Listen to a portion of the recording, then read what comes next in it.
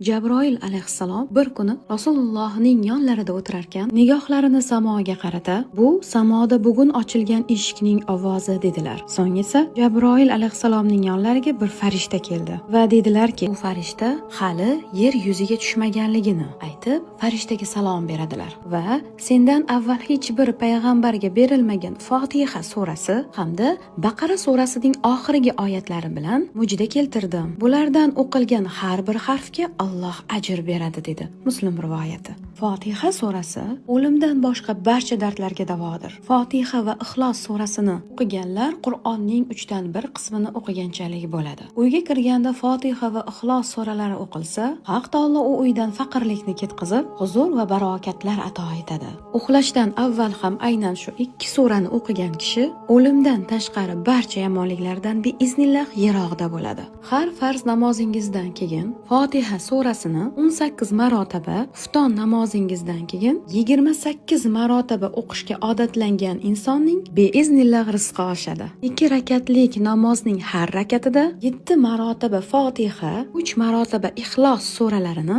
o'qib niyatini so'rab yurgan kishilar beiznillah tez orada samarasini ko'rishni boshlaydilar. Ushbu surani Iyyaka nasta'in oyatigacha o'qib, orqasidan quyidagi duoni 3 marotaba o'qib niyatlari so'ralsa, istagi amalga oshib, ajib rabboniy natijalarga guvohi bo'ladi inshaallohu taala. Batafsil ma'lumot va duolarni pastda izohlarda yozib qoldirdik.